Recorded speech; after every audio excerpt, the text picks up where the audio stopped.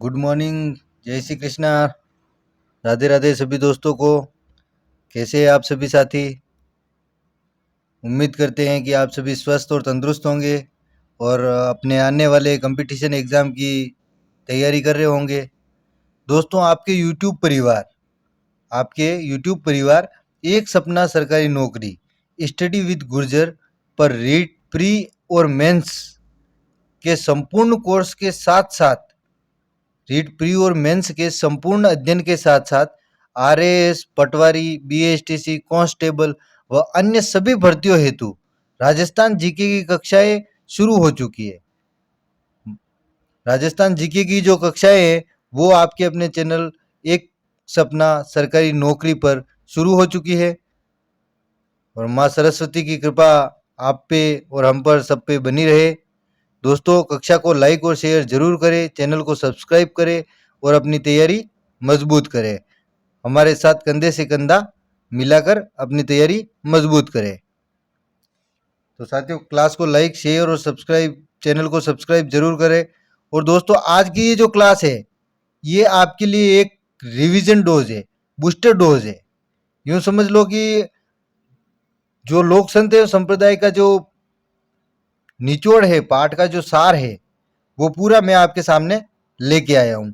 ठीक है दोस्तों, ये जो कंटेंट है वो आज तक किसी ने अवेलेबल नहीं करवाया होगा, वो मैं कंटेंट आपको आप भी अवेलेबल करवा रहा हूँ। ठीक है दोस्तों, तो चैनल को सब्सक्राइब जरूर करें, वीडियो को लाइक करें और शेयर करें। तो ज़्यादा समय व्यर्थ नहीं करते हुए अपन चलते हैं क्लास पे। तो दोस्तों, पाठसार लोक संत एवं संप्रदाय महत्वपूर्ण परीक्षा उपयोगी तथ्य। तो दोस्तों, अपन ने लोक संत एवं संप्रदाय के बारे में लगभग 6 कक्षाओं में चर्चा की और उसके बाद अपन ने 25 टॉप टॉप 25 क्वेश्चंस जो थे वो भी अपन ने सोल्व किए। अब इसके बाद अपन उस पाठ का जो सार होता है उस सार को अगर एक बार अपन वापस देखें तो ये और भी अपने जो लोक संत एवं संप्रदाय है उसको अपने मस्तिष्क में स्थायी बनाता है ना दोस्तों। जितना रिवीजन होगा उतना स्थायी बनेगा। तो ये रिवीजन की जो क्लास है इसे जरूर पूरी देखें। ठीक है दोस्तों, तो चलिए आइए शुरू करते हैं। तो दोस्तों, उत्तर भारत में भक्ति आंदोलन के प्रवर्तक बिल्कुल रामानंद जी, राजस्थान में भक्ति आंदोलन के प्रथम संत गागरोन, झालावाड़ शासक संत पीपा जी, राजस्थान में भक्ति आंदोलन के मुख्य संत तो संत धन्ना जी और भक्ति आंदोलन के मुख्य प्रचारक तो संत दादू दयाल। ठीक है दोस्तों, ये तो आपको मैंने पहले भी बता चुका हूँ। अपन ने एमसीक्यू की जो क्लास की थी उसमें भी इस बात पे डिस्कस कर चुके हैं। तो चले आगे। दोस्तों, गुरु के महत्व पर बल दिया तो राम स्नेही संप्रदाय और शिक्षा के महत्व पर बल दिया तो नवल दासी संप्रदाय। ठीक है दोस्तों, राम स्नेही संप्रदाय के अनुयायी गुलाबी वस्त्र धारण करते हैं और चरणदास जी के संप्रदाय के अनुयायी पीले वस्त्र धारण करते हैं। यानी चरणदास जी के संप्रदाय के अनुयायी यानी चरणदासी संप्रदाय के अनुयायी पीले वस्त्र धारण करते हैं, राम स्नेही संप्रदाय के अनुयायी गुलाबी वस्त्र धारण करते हैं। दोस्तों, ये मैं वो तो पॉइंट निकाल के लाया हूं जहां पे एग्जामिनर आपको कंफ्यूज करने की सोचे, है ना। तो इन पे हमें थोड़ा विशेष ध्यान देना है। अच्छा दोस्तों, दादूपंथी एक दूसरे का अभिवादन सत्य राम कहकर और लालदासी एक दूसरे का अभिवादन जय राम कहकर करते हैं। ठीक है दोस्तों, लालदासी संप्रदाय में दीक्षा लेने से पूर्व व्यक्ति को गधे पर बिठाकर घुमाया जाता है। चरणदास जी ने 1739 ईस्वी में नादिर शाह के आक्रमण की भविष्यवाणी 6 माह पूर्व की थी। मध्यकालीन मेवात के प्रमुख संत, बिल्कुल ध्यान देना इस लाइन पे, मध्यकालीन मेवात के प्रमुख संत लालदास जी ने दारा सिकों से मुलाकात की और औरंगजेब के शासक बनने की बात कही। ठीक है दोस्तों, यहां तक तो अपना अध्ययन हो चुका है, लेकिन अब जो है अपने को आगे देखना है कुछ महत्वपूर्ण संत और उनके बारे में उन्होंने क्या किया उनके बारे में कुछ जो भी तथ्य अपने को एग्जाम में परीक्षा के हिसाब से जो एग्जामिनर जो क्वेश्चन बनाता है उसके हिसाब से हमें कुछ महत्वपूर्ण संतों के बारे में जो कहीं न कहीं प्रश्न आता ही आता है एग्जाम में, एग्जामिनर नए प्रश्न नहीं बनाता है, जो प्रश्न है उन्हीं को लाता है, लेकिन उनको घुमा फिरा के लेके आता है, और वो घुमा फिरा के ऐसे घुमा के फिरा के लाता है कि हवा ही नहीं लगने देता है। ठीक है ना दोस्तों? तो इसके लिए हमें जो महत्वपूर्ण तथ्य है या परीक्षा उपयोगी जो जानकारी है, उसके बारे में महत्वपूर्ण संतों के बारे में कुछ अध्ययन कर लेते हैं। तो देखो, अपने सबसे पहले संत आते हैं जाम्बोजी। इनके बचपन का नाम धनराज था। इनका जन्म 1451 ईस्वी भाद्रपद कृष्ण अष्टमी जन्माष्टमी के दिन हुआ था, और इनका जन्म हुआ था पीपासर नागौर में। इनके माता पिता का नाम लॉर्ड जी पवार हंसा देवी, इनके गुरु थे गुरु गोरखनाथ, और इन्होंने बिश्नोई संप्रदाय की संस्थापक रहे हुए ये। इन्होंने बिश्नोई संप्रदाय की स्थापना की है, वो की है समराथल बीकानेर में। वो कब की है? 1485 ईस्वी में। 29 नियम दिए इन्होंने, और इनकी समाधि कहाँ है? तालवा मुकाम नोखा। और इनके उपनाम जो है वो है इन्हें विष्णु का अवतार या कृष्ण का अवतार, प्रथम पर्यावरण वैज्ञानिक, गेला गूंगा संत आदि इनके उपनाम है। अच्छा दोस्तों, इनकी प्रमुख रचनाएं जंब सागर के पास में मैंने कोष्टक में 29 लिखा हुआ है, 29 नियम याद रखना। सबसे महत्वपूर्ण रचना जंब सागर और जंबवाणी, 5वां वेद तथा 19वां पुराण। दोस्तों, ये जो जंब सागर और जंबवाणी है, इन दोनों के बारे में आपको ये महत्वपूर्ण जंब सागर, इसके बारे में विशेष ध्यान देना है। ठीक है दोस्तों, दूसरे अपने संत चलते हैं। अब अपन दूसरे संत की तरफ अपना कार्य आगे बढ़ाते हैं। तो दूसरे संत है अपने संत जसनाथ जी, जिनके बचपन का नाम था जसवंत, और इन्होंने जसनाती संप्रदाय की स्थापना कतरियासर बीकानेर में 1504 ईस्वी में की थी, और इन्होंने जसनाती संप्रदाय के 36 नियम बताए। दोस्तों, इनका जन्म 1482 ईस्वी में हुआ। ठीक है दोस्तों, जबकि जाम्बोजी का जन्म 1451 ईस्वी में हुआ। इनका जन्म 1482 ईस्वी में हुआ। कहाँ हुआ? तो कतरियासर बीकानेर में ही हुआ, और इनकी समाधि भी कहाँ है? तो कतरियासर बीकानेर में इनकी समाधि है। अच्छा दोस्तों, इनके पिताजी का नाम था हमीर जानी जाट, माता जी का नाम था इनका रूपा दे। इनके भी गुरु गोरखनाथ थे, और इनके बारे में कुछ महत्वपूर्ण शिष्यों के बारे में पूछा जाता है। तो सिद्ध रुस्तम जी किसके शिष्य थे? तो जसनाथ जी के शिष्य थे। और जसनाथ जी की रचनाएं तो सिंबुदड़ा और कोंडा। ठीक है दोस्तों, इसी सिलसिले में अब दोस्तों अपने तीसरे संत लालदास जी जिनका जन्म शेरपुर गांव धोलीदू गांव अलवर में हुआ, और इनकी समाधि कहाँ है? शेरपुर गांव अलवर में। लेकिन लालदासी संप्रदाय की जो प्रधान पीठ है वो है नगला जहाज भरतपुर में। और लालदास जी का जन्म जो हुआ था वो नाग पंचमी यानी कि श्रावण कृष्ण पंचमी के दिन हुआ था, 1540 ईस्वी में, महाराणा प्रताप के जन्म के समय, है ना दोस्तों।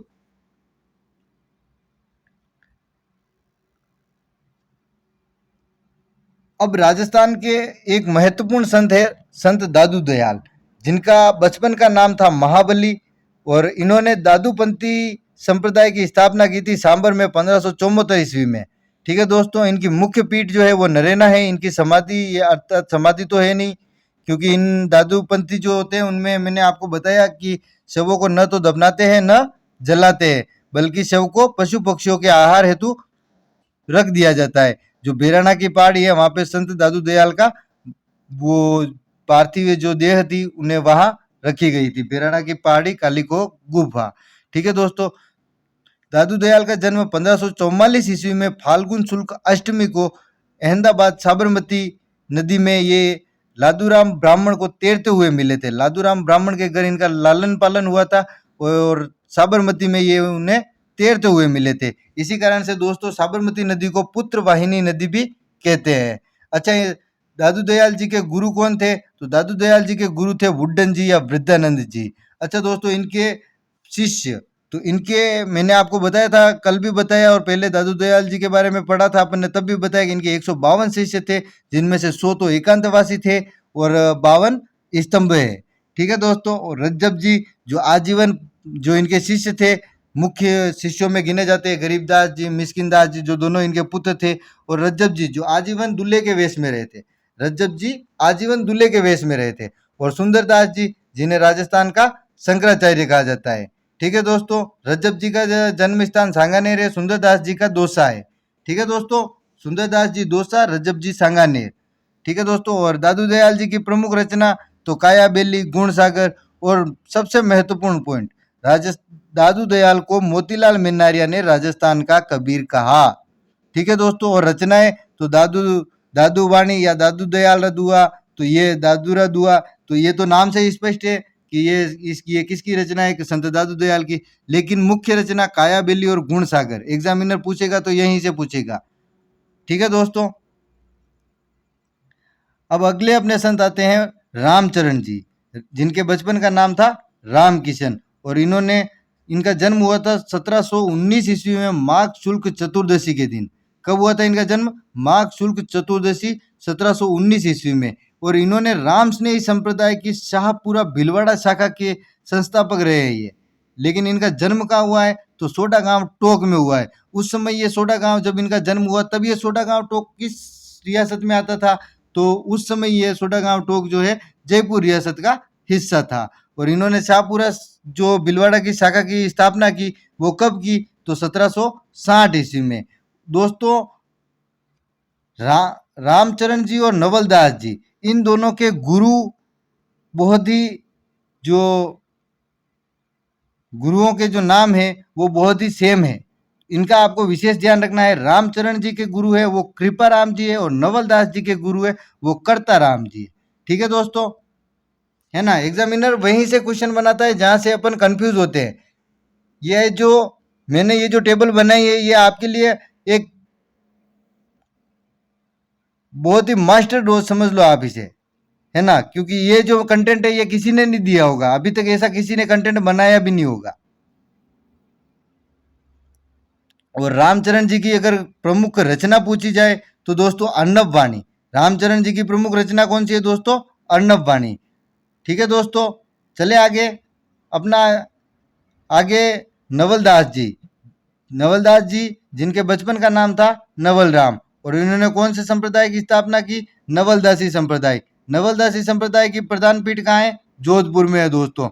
नवलदास जी का जन्म 1783 ईस्वी में जन्माष्टमी के दिन हुआ। दोस्तों, जन्माष्टमी के दिन और कौन से लोक संत का जन्म हुआ? तो जाम्बो जी का जन्म भी जन्माष्टमी के दिन ही हुआ था, जो अपन ने शुरू में पढ़ चुके हैं। नवलदास जी का जन्म भी जन्माष्टमी के दिन ही हुआ था। और मेहाजी मांगलिया लोक देवता है, उनका जन्म भी जन्माष्टमी के दिन हुआ था। ठीक है दोस्तों, इनका जन्म कहाँ हुआ था? तो हरसोला गांव नागौर में एक दलित मेहतर परिवार में हुआ था। कहाँ हुआ था? दलित मेहतर परिवार में, हरसोला गांव नागौर। और इनके गुरु का क्या नाम था? तो संत नवलदास जी के गुरु का नाम कर्ताराम था, और इन्हें नवल राम से नवलदास नाम कर्ताराम ने दिया, इनके गुरु कर्ताराम जी ने दिया। और राम किशन जी को रामचरण नाम उनके गुरु कृपा राम जी ने दिया। ठीक है दोस्तों, अब एक अपना सातवां जो सातवें जो लोक संत है वो है अपने चरणदास जी। ठीक है दोस्तों, चरणदास जी का बचपन का नाम रणजीत सिंह था। अच्छा, चरणदास जी का जन्म 1703 ईस्वी में डेहरा गांव अलवर में हुआ। ठीक है दोस्तों, और इन्होंने चरणदासी संप्रदाय की स्थापना की, जिसकी मुख्य पीठ कहाँ है? तो इसकी मुख्य पीठ है नई दिल्ली। और इन्होंने 42 नियम बताए चरणदासी संप्रदाय के। इनके गुरु का नाम सुखदेव था। और इनके प्रमुख शिष्य अगर बताया जाए तो 152 शिष्य तो संत दादू दयाल के थे, और खाली 52 शिष्य आए तो संत चरणदास जी है। ठीक है दोस्तों, चरणदास जी के शिष्यों की संख्या कितनी थी? तो 52 थी। और चरणदास जी की प्रमुख रचनाएं तो ब्रह्मचरित्र, ब्रह्म ज्ञान सागर। ठीक है दोस्तों, और चरणदास जी को विष्णु का अंशा अवतार कहा जाता है। बिल्कुल इस लाइन पे ध्यान देना, विष्णु का अंशा अवतार कहा जाता है तो चरणदास जी का, और विष्णु का अवतार कहा जाता है तो वो जाम्बो जी को कहा जाता है। ठीक है दोस्तों, चले आगे।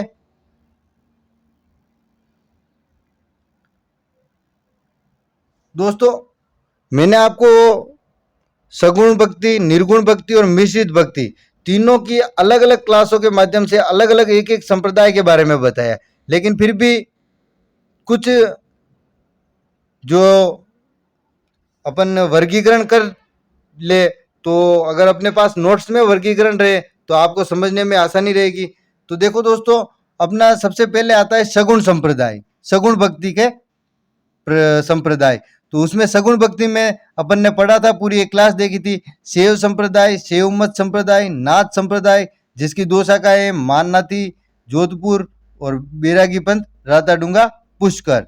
ठीक है, इसके बाद दासी संप्रदाय, रसिक संप्रदाय, गुदड़ संप्रदाय, वल्लभ संप्रदाय, रामानंदी संप्रदाय, तेरापंथी संप्रदाय और रुद्र संप्रदाय। ठीक है दोस्तों, ये गुदड़ संप्रदाय नहीं है, सॉरी दोस्तों, ये यहाँ पे प्रिंट हो गया, इसको यहाँ पे मिटा देना आप, है ना।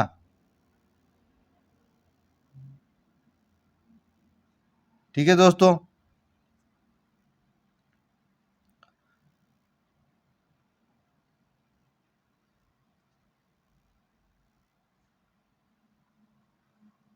अच्छा दोस्तों, अब अपन पढ़ते हैं निर्गुण संप्रदाय।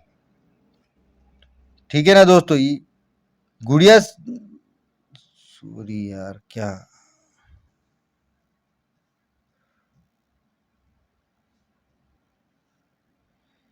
ये जो गुड़िया संप्रदाय है, यहाँ पे आप गौड़ीय संप्रदाय लिख दे, है ना दोस्तों, गौड़ीय संप्रदाय। ठीक है दोस्तों, जिसके प्रवर्तक कौन थे, तो गौरांग चैतन्य महाप्रभु थे। ठीक है दोस्तों, निर्गुण भक्ति। अच्छा, निर्गुण संप्रदाय में कौन कौन से संप्रदाय है, तो इसके बारे में अपन ने विस्तृत अध्ययन किया है, लगभग 4 क्लासें लगाई हुई है निर्गुण भक्ति की। तो विष्णुई संप्रदाय, जसनाती संप्रदाय, राम स्नेही संप्रदाय, दादूपंथी संप्रदाय, लालदासी संप्रदाय, नवलदासी संप्रदाय, अलखिया संप्रदाय, परनामी संप्रदाय, गुदड़ संप्रदाय, राजाराम संप्रदाय, उदरिया संप्रदाय। ठीक है दोस्तों, और मिश्रित भक्ति के संप्रदाय, तो इसमें महत्वपूर्ण एग्जामिनर क्या ये ध्यान देना, वो ये प्रश्न बना के पूछ सकता है कि निर्गुण भक्ति का संप्रदाय नहीं है या मिश्रित भक्ति का संप्रदाय नहीं है। तो आपको मिश्रित और निर्गुण, इन 3 जो भक्ति के संप्रदाय है, इन 3 प्रकार के संप्रदायों में से 2 प्रकार के संप्रदाय तो आपको याद होने ही चाहिए।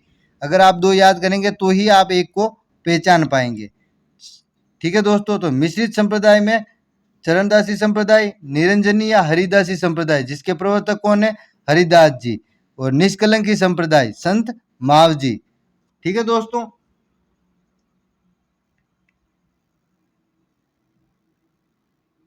अच्छा दोस्तों, ये तो हो गए अपने लोक संत एवं संप्रदाय, लेकिन कुछ मुस्लिम धर्म के भी जो संत हुए थे, उन्हें के बारे में भी हमें देखना है।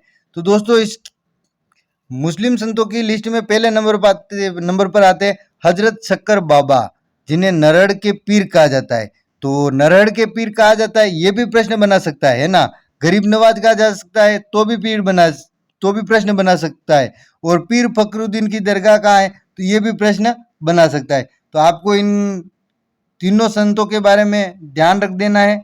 तो हजरत शक्कर बाबा नरहड़ के पीर, इनकी दरगाह है वो है चिड़ावा झुंझुनू में। और यहाँ पे सबसे इम्पोर्टेंट, जन्माष्टमी पर उर्स का आयोजन होता है।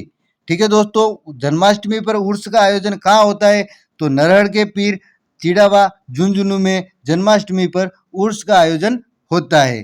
ठीक है दोस्तों, अब आते हैं अपने दूसरे संत ख्वाजा मोइनुद्दीन चिश्ती, जिन्हें गरीब नवाज भी कहा जाता है। इनकी दरगाह कहाँ है, तो ये अजमेर में है, ये तो सब जानते हैं। अच्छा, इसके बारे में इम्पोर्टेंट चीज, अकबर पुत्र प्राप्ति हेतु पैदल आया था।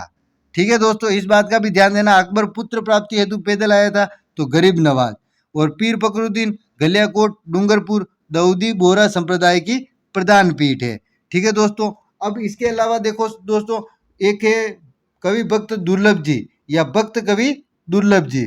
ठीक है, इन्हें राजस्थान का नरसिंह कहा जाता है। ठीक है, जिस प्रकार सुंदरदास जी को राजस्थान का शंकराचार्य कहा जाता है, उसी प्रकार कवि भक्त दुर्लभ जी को राजस्थान का नरसिंह कहा जाता है। और राजस्थान की मीराबाई को कहते ही है। और इनका जन्म, मीराबाई का जन्म 1498 ईस्वी में कुड़की गांव पाली में हुआ।